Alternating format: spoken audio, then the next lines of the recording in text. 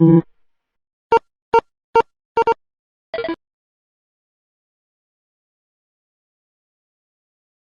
welcome back. We're doing something that we've never done before at Camp Digital actually now, which is do a panel discussion. But a really important topic, and one that you know is close to our hearts at Nexer. So we're having a panel discussion now on diversity and inclusion in the workplace, and how embracing those ways of thinking and ways of working leads to better, more inclusive services and experiences. So I'm going to bring on each of the panelists first, and then our facilitator. So have we got Kanika? Please welcome Kanika Selvan. Kanika is from Beetroot Consulting.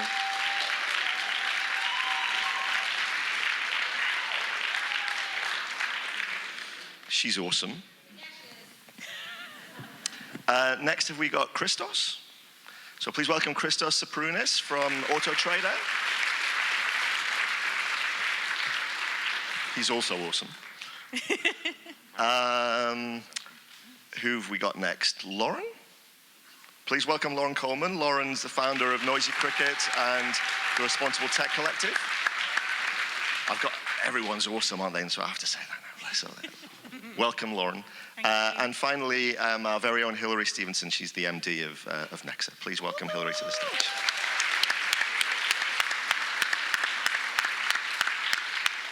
She's awesome. Finally, let's welcome our facilitators. So Deborah Dada is a brilliant UX designer and community organizer in the digital and design world. So she's going to be facilitating this session. Please welcome Deborah.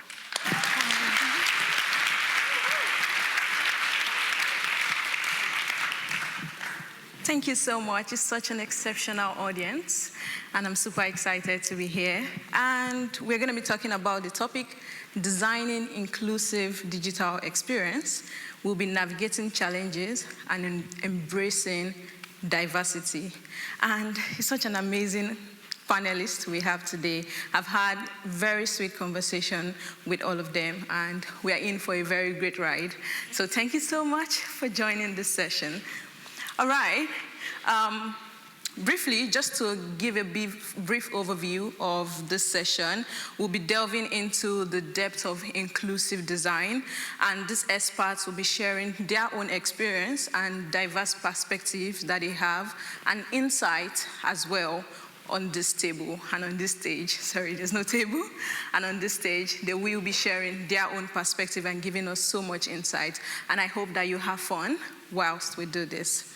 So I've got a wide range of questions to ask them, and we will be discussing these questions together.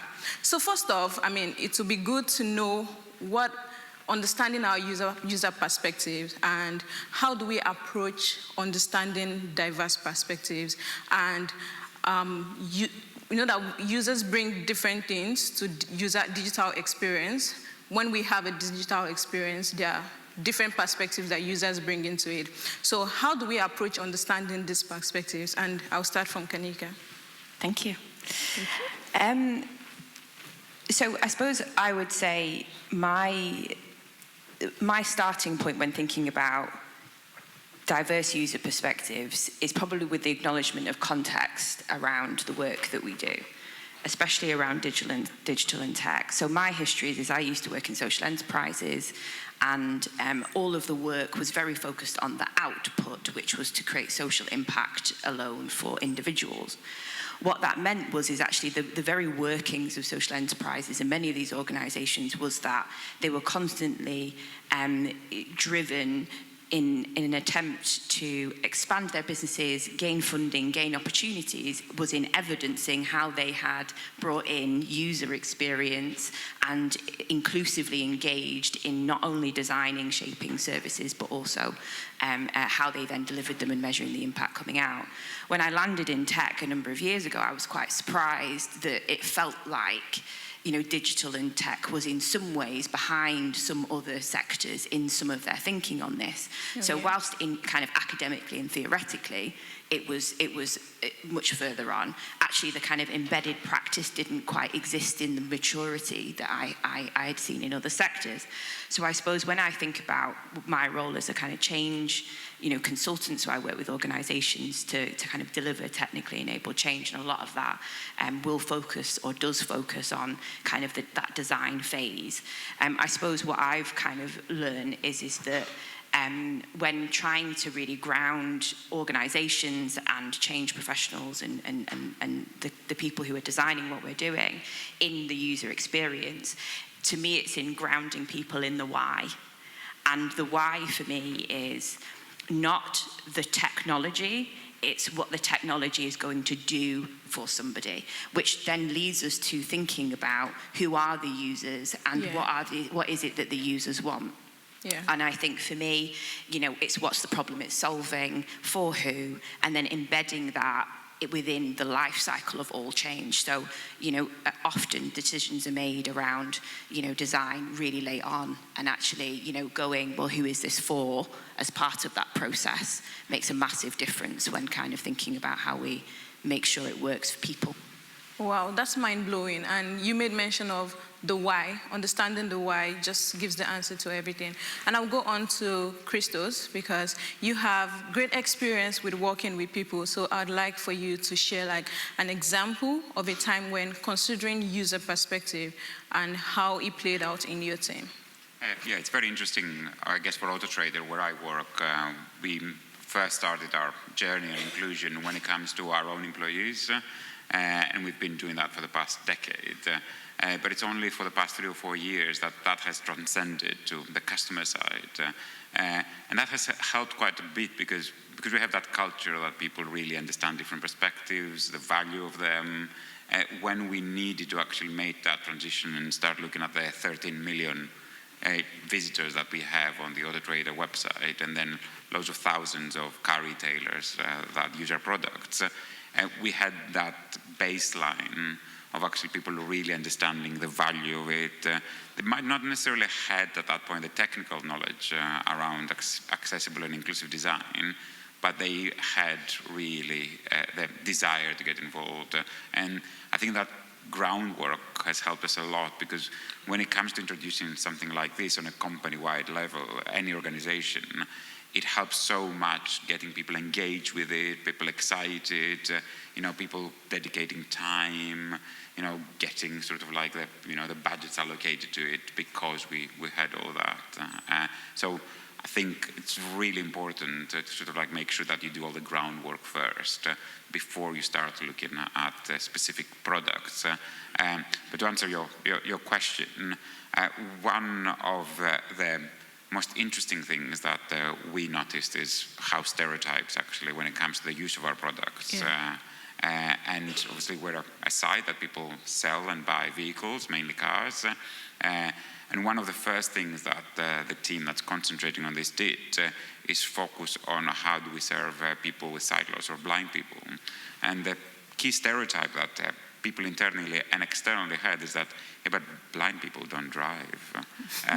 But obviously, yes, they might not be able to drive, but they're still, first of all, they might love cars. And our site was not accessible for them. They might, obviously, very likely that they use cars, so they're part of that decision-making process of what car you should choose. So one of the first key products that we focused on is making sure that actually it's more accessible for people that we thought were not our customers, just purely based on perception that was completely wrong. All right, thank you. So it just means that having an inclusive team might transcend into having inclusive customers as well. Lauren, you want to say something about that? Sure. So I'm going to take it a little bit meta. I wholly agree with everything Kanika and Chris have both said. And one of the things we've learned over the last 7 years, so I work at Noisy Cricket, so we work in systems change, and everything we do centres communities in our work in kind of looking at new social possibilities. And in some work we did over the last 4 or 5 years around responsible technology through the Responsible Tech Collective, one of the biggest learnings that emerged was that we've forgotten a lot of the time that tech exists to serve people and not vice versa. And in looking at people as users, where really we're only thinking about them in the context of the product or the service we're developing, we forget about their wider humanity. We intersect with one point of their lives or one need that they have at a specific time. And actually what we often miss is the wider context of people's lives. So absolutely understanding the why of that particular interaction or that product or service, but looking at the wider picture of people's lives, the intersectionalities, the wider experiences they have, how this kind of connects into other parts of their lived experience is really, really important. Yeah. So yeah, that's... Thank you. And I'll go on to Hilary, because we were having a conversation of inclusive design and accessible design. What's the difference? Are they the same? Or you just want to shed more light on both of them? I knew I was going to get that one. They're not the same. They're equally important in my view. I think people often see accessibility as a narrow compliance, almost persona-driven set of things you need to do with the product or service, and people interpret inclusive design as naturally broader, looking at intersectionality, looking at digital confidence, looking at affordability, as if those things don't apply to disabled people. So the way I approach this is you try to centre the needs of disabled people and understand accessibility first, and then you broaden out rather than seeing the needs of disabled people as edge cases or margins, as Julian described earlier. You try and design out from those experiences, because accessibility as a term was hard fought for and is still hard fought for and not won by disabled people. So if we move too far away from it and see it just as compliance, I think we lose out a little. So that's the starting point, and then we broaden out, I would say. All right, so accessibility is beyond compliance. Absolutely. Absolutely. Absolutely. Thank you so much for that. The next set of questions we'll be asking is addressing biases that we have in design. And my first question is to Christos, because we know that there are common biases that currently exist and it affects the experience that we have. So you do want to shed more light on all of that kind of bias? I think, like I mentioned, sort of like so many stereotypes that come into it, and I think the more you involve people and different people, actually you can outsmart those biases in a way.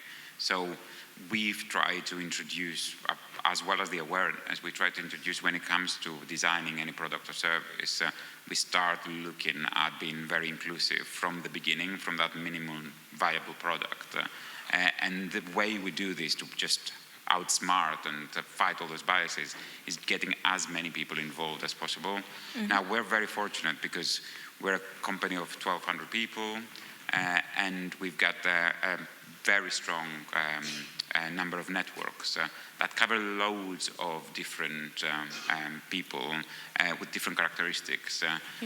And we involve a lot of them in the product design from the beginning, because they bring all that diverse perspective. They help a lot in the design, they help a lot in the user testing phase. And actually what we've noticed is they make the products a lot better. So I completely agree with Hilary when, you shouldn't really just be focusing on one characteristic, because what happens is that, yes, you might end up doing something because of a certain characteristic, but actually you end up benefiting so many more people that you didn't even think about. We, as I said, we improved screen readers on our website, thinking that that's going to be for people with vision loss or blind people. But actually, it helps so much with people actually that are using it that might just have different ways of, consuming information or just different learning styles. So I think involve as many people internally and externally into the design process from the beginning, from the minimum viable product, and then you'll outsmart those biases. Yeah, Kanika's got something to add. Yeah, I was just going to say, I agree. I think one of the really interesting things about technology is that we do make a lot of assumptions, because technology and digital is often full of a bunch of experts who feel very expert, And I think it's a little bit of a predisposition. I mean, I take into account maybe not everybody here, maybe we were all really curious, but there is something about you gathering a diverse group of views is the right thing to do, but it's performative to do that if actually your organisational culture does not focus on curiosity and learning and understanding. If there isn't that thirst for tell me something different, tell me why I'm wrong, help me shape this, that has to be embedded within the practice as well. I think it's really key, because I know that a lot of people that I work with talk about digital and the goal of digital always being to make things more efficient. And there's a bit of a default to that, we want to make it faster, But sometimes people don't want it faster. Sometimes people want it more accessible or more flexible or So I think some of those biases and assumptions are ours, and we have to think about them organisationally when we're doing this work so that we can approach that engagement better. Yeah, amazing. That's super amazing. And I was having a conversation with Lauren, and Lauren mentioned that prioritization is one way where we can mitigate a lot of this bias. I'd like that you shed more light on that. So wholly agree. One of the things we do through Noisy Cricket is we bring communities in to wholly understand not just the challenge that the organisation thinks is the issue. We'll look contextually and understand the bigger picture, but we make sure the organisation is involved in co-creating whatever the solution's going to be. And what tends to happen is, throughout the process, you come up against assumptions. So we worked with one organisation who had a very clear idea about who a new target audience were and how they were going to deliver a particular service. And when we got in, we learned so much more about this group of people. So it was an individual grant maker. They were looking to switch audiences from supporting white middle class people with financial insecurity. It was a Victorian philanthropic hangover kind of fund. Wanted to work with those people most impacted, so collectively we managed to shift them towards prioritising single parents from the global majority. And what then unfolded was a whole kind of series of unlearning for this organisation, as they heard from this incredible group of people that we brought together, that actually they didn't want to be patted on the head like we tend to treat people who are struggling. Actually, they wanted to advocate for themselves, and above and beyond that, move away from the shame that came with experiencing financial insecurity, but also wanted to give back to their communities and to the organisations that were helping them. So it completely changed the context in which we were working. Yeah. We backed away from working with partners. We made the fund in part face-to-face, in part digital as well, because there was some gripping onto efficiencies. But essentially this organisation's eyes were opened, and we had to see them through the journey of unlearning, letting go of thinking they know best, letting go of control of how this fund was delivered, and we ended up with this much more human, much more flexible, much more focused on what was possible rather than diving into people's trauma.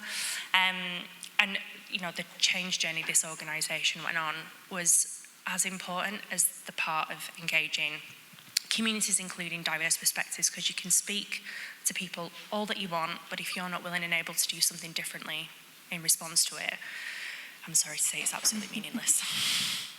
Yeah, thank you so much for that. And we will be moving to the next part of this conversation, is how do we bring in this inclusive design with emerging technology?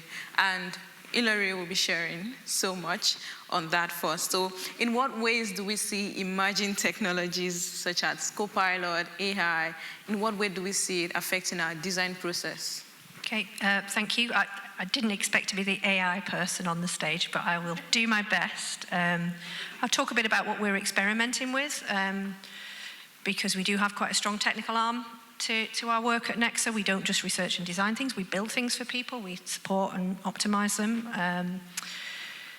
One of the things that we've been looking at is what we're terming kind of more supporting productivity rather than shortcutting creativity, because there's a lot of buzz right now around doing things faster, churning stuff out that you don't have to put any effort in. Sure. I want to give people time to express their creativity and and make space for that. So I don't focus our AI, we don't focus our AI experimentation there. What we've been looking at is how can it help access to work? How can it help people who don't get the opportunities to take part in projects because of particular needs, conditions, challenges, caring responsibilities, who have a different working pattern to the assumed norm, and how can we explore these technologies in that context? So it is about supporting productivity. It's not about efficiency gains. It's about taking these tools and understanding where they can make a difference to people's lives. So the stuff we've been doing with Copilot has actually been really heartwarming, because you know, the way that meetings happen now was never designed. You know, COVID happened. It wasn't digital transformation. Everything was just switched on. Yeah, true. And it was never designed, and nobody took a step back. So we're now trying to look at inclusive ways of meeting. Really simple, practical things around who sits where. You know, etiquette, governance, transcripts, who requires captions, who feels able to say that they prefer to be camera off, but who is also equally right to say, well, actually, I rely on mouth patterns and facial expressions for my communication, and I want to be in a space that allows me to express that. Do we put that on meeting requests? Do we tell people how the meetings are going to run? Do we put everything into Miro? That's So I just think we can look at some of these emerging technologies in that context, because a big part of delivering diverse products and services, it's about who you're hiring and who you're giving space to do the work. And I think there's some real opportunities there. That is not me parking the issues around ethics and bias, and that's why I'm not doing the shortcutting creativity route, because I think there's a whole bag of, you know, pain there around IPR and copyright that I don't want to go down. So yeah. Yeah, that's amazing. That's exceptional. I feel like Lauren has something under her breath. Yeah. I was starting to twitch. I warn them all that if I get excited about a question, I start wriggling.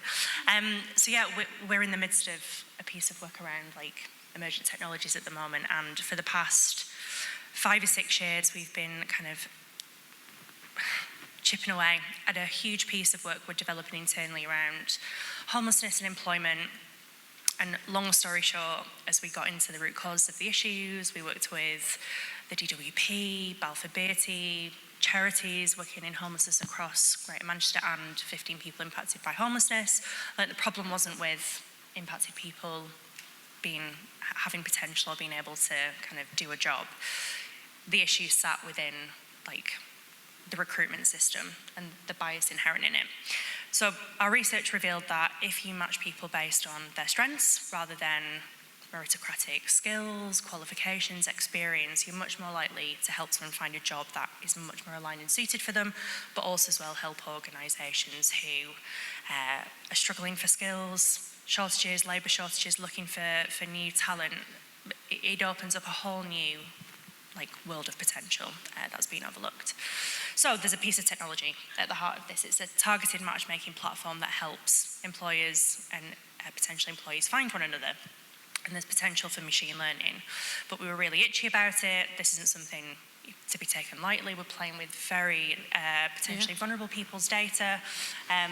What do we do? So we've been working with Manchester Met Uni for the past 2 years. We're working to teach their students how to engage in community engagement, to do so brilliantly, and we're looking at AI as a kind of topical area, and we've just been through a whole piece of work with a community of people impacted by homelessness, and all the things that the students we've been teaching thought would come out. They were worried about bias in data and abuse of the machine learning, and when it got down to it, the people who we were working with told us actually we're more worried about the psychological impact of using technology like this without the person on the other side really understanding our lived experience and the practical usage of that data. How is it meaningfully going to demonstrate how good I am at what I do? And what emerged was that actually the algorithms aside, the employees using it need a human understanding of the data that's being fed into that system. Yeah. So actually the solution we've designed around it isn't technological at all. It's about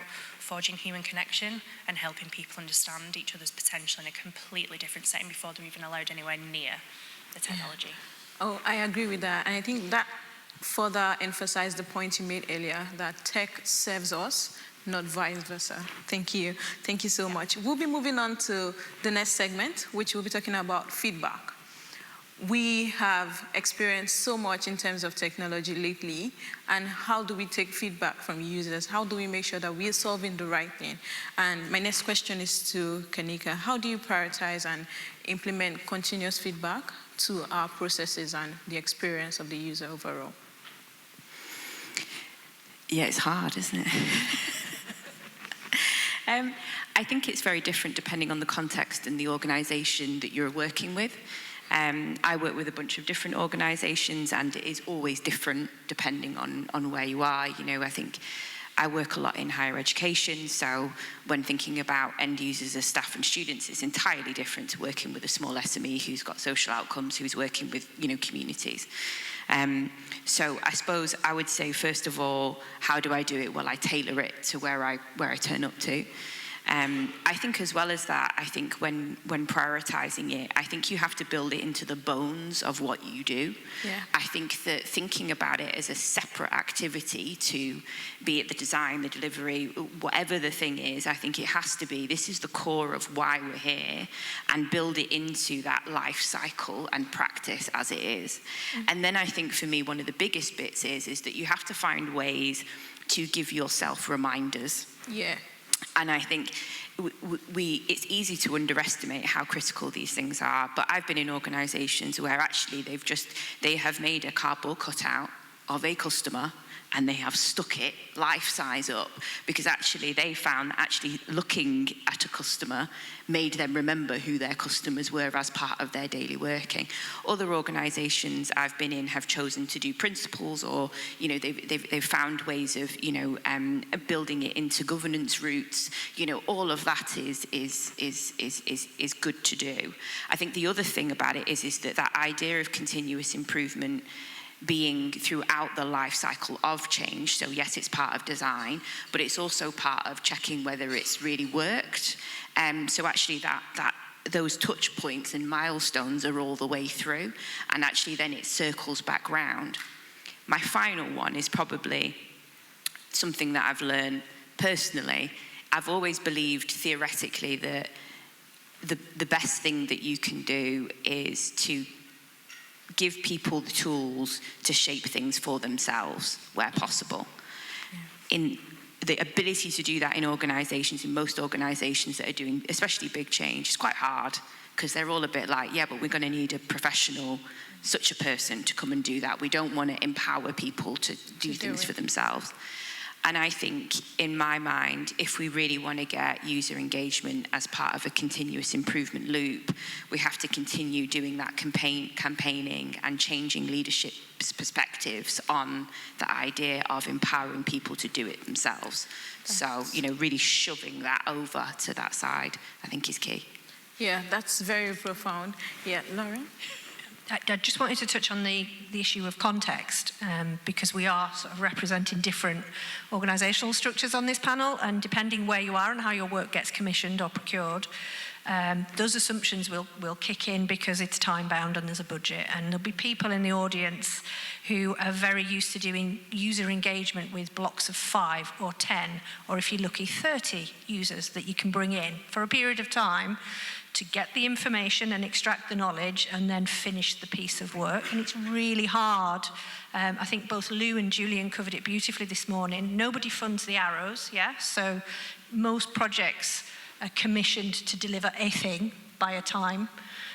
You might have some kind of continuous engagement and some maintenance or whatever the model is, but nobody funds the gaps in between. And the bridges that Julian talked about in terms of community engagement, nobody pays for those either. So some of the work that Lauren and I have discussed a lot is how can you make community engagement sustainable? So more than a panel, more than recruiting some users to tell you a thing or test a thing, how can you build that relationship in a commercial landscape so that you've got sustained input? And how can you do meaningful co-design over time that is more than a few sketching sessions?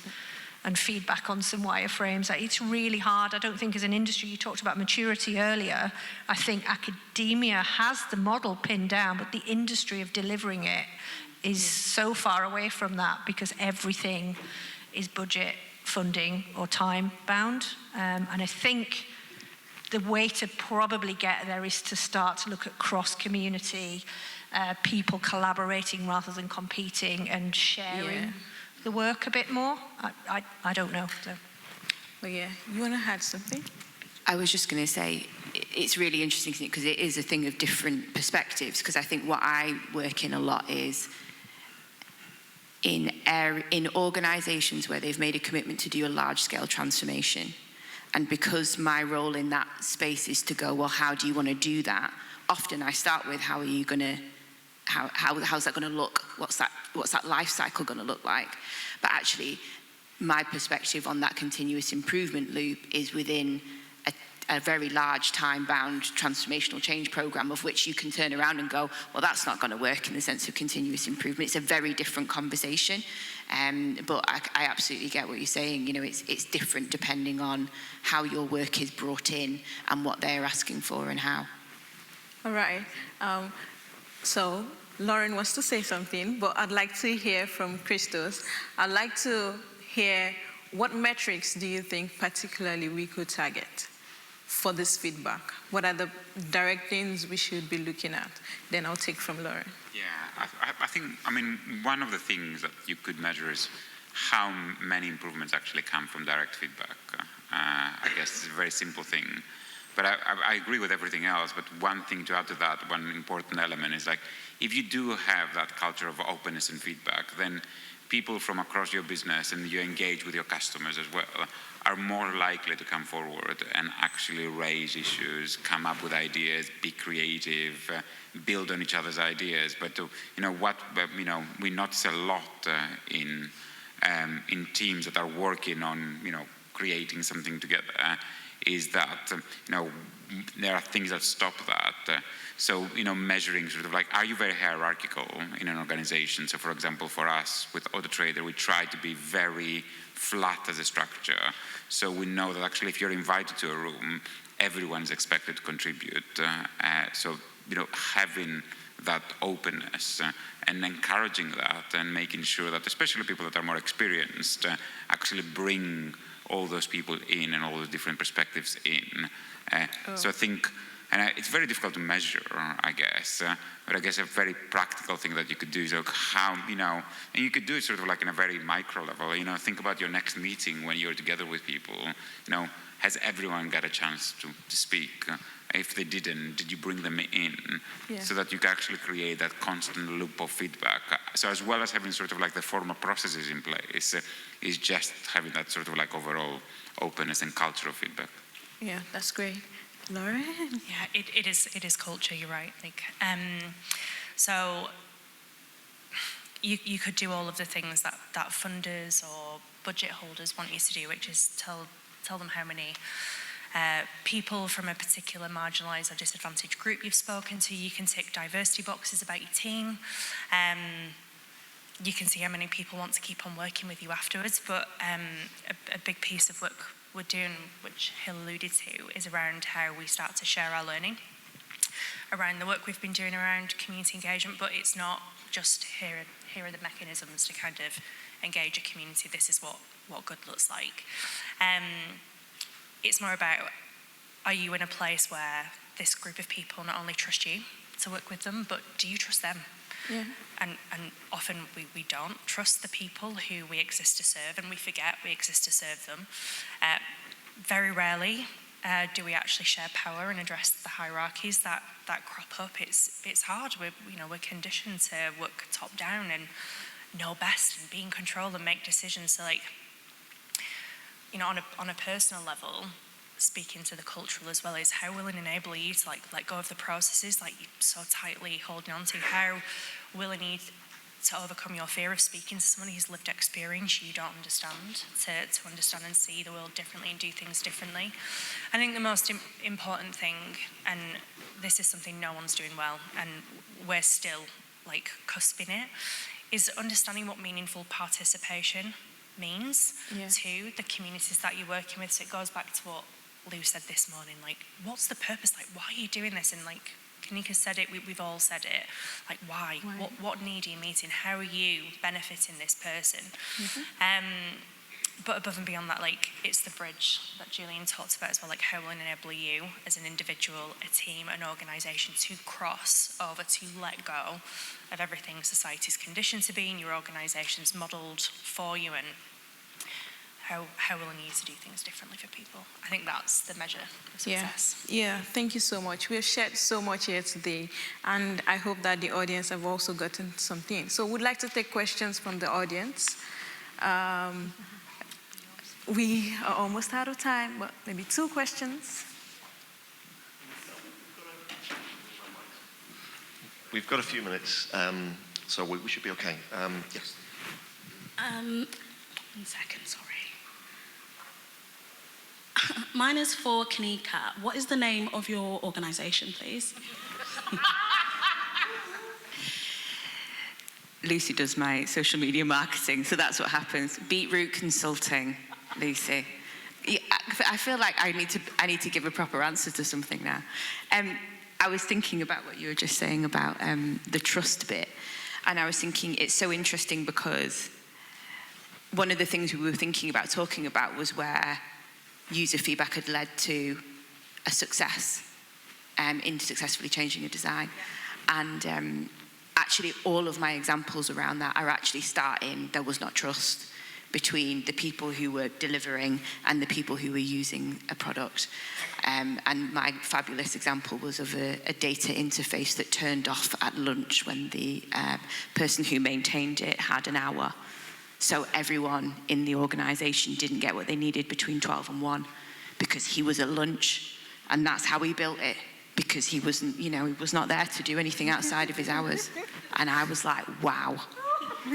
And for some reason, the organisation hated that interface. How about that? Anyway, thank you, Lucy. Any other questions? Real ones, preferably.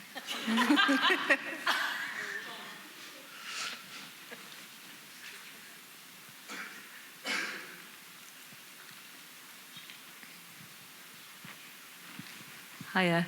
I work on the development end of things, and sometimes what I'm seeing are things like getting something out there is really good, I've found, but also things like customer support, those very people that you kind of think of as being somewhere else and having to deal with all the things that are then passed on to you. Do you ever interact with customer support as being something that you can use usefully? Yeah, absolutely. Our first product that we built actually with having accessible and inclusive design there from the beginning as something that we'd strive for was a product called Deal Builder, so that people can actually complete a lot more of the purchasing of a car online. And the design teams, the developer teams work very closely with the customer support teams because they were so close, right? They're always so close to the needs of the end user, and they involving them from the beginning and not as an afterthought is so important. And actually everyone enjoyed working together. It was very refreshing for all the developers and designers to actually have them on the team from the beginning, because they solved so many problems actually giving that insight and not having to backtrack. So absolutely, they're the people that know, in our case, the customers a lot better.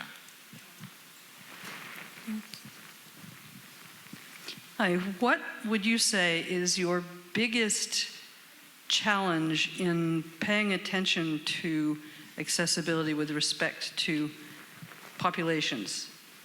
Blind versus, versus is not the right word, but considering the various types of people who have disabilities or impairments. What's the one you most commonly forget, for example? Hilary?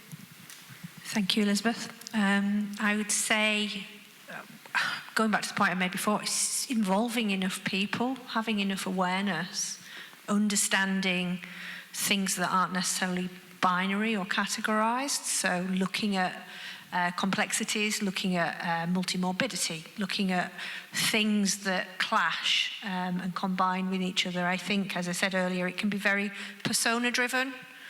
People are taught to use specific assistive technology for certain things, rather than really understanding human experience across a range of technologies and services that they interact with. I think I think that's the way the accessibility community has been schooled. We've done it. We're running a session right now that shows you the nuts and bolts of what you need to do, but that should largely be for testing, not for design, I believe. So research and design is much more collaborative, participatory, as we say, like trying to involve as wide a view of how people might interact with a thing as possible. But it's subject to funding, as you know. I would say we always include it, but the degree and the extent to which you can go tends to be capped by time and money. Yeah. Do you agree? There's one quick question from the live stream. So how, when we have a mentality often of getting something out the door very quickly, working to an MVP, and we're also working probably on a tight budget, how do we make space in the process to design for those edge cases and to design for the arrows, the stuff that's in between the service components that Lou talked about? How do we change that mentality? How do we make space for that stuff? It's not easy. It never is, and it's regardless of which sector you work in, so academia, business, social enterprise, everyone's bound by time and money and available resource. So it has to be an organisation-wide discussion, decision. You carve out space, you give people time and permission. Often people don't feel they have permission to challenge received wisdom or the way things are currently done. And honestly, I mean, I'm a kind of like eat the whole elephant kind of person. I think big picture and systems, but I work with a wonderful human called Harry Bailey who advocates for kind of incremental change, next step on the journey. So like change 1, 2 things with each process. Sometimes that means influencing within your organisation. A lot of the time, and we've talked about this a lot, influencing externally. So, there aren't many budgets currently for community engagement or systems change. Like we have to advocate pretty hard for understanding there's a problem or a possibility, helping people understand how it fits within what they currently do and how it's going to help open things up. So I think the bottom line though is it has to come back to a need. So we're an organisation providing a service like anyone else. You have to understand what the team or the client you're working with needs and how, and kind of demonstrate how this is best going to enable that. It's just doing it in a different way. Yeah, right. I just think viability is a bit of a misnomer if it's not serving the purpose of the product or the needs of its audience. So I think sometimes we boil viability down to have we just done enough to speak to the right kind of people. Yeah. So I think MVP has become a bit warped in that sense. Sure. Yeah. Thank you. Thank you to Kanika, to Christos, to Lauren, and to Hill, our panelists. Please give them a round of applause. And also to Deborah, our brilliant facilitator. Please give them all a very warm round of applause. Thanks, folks.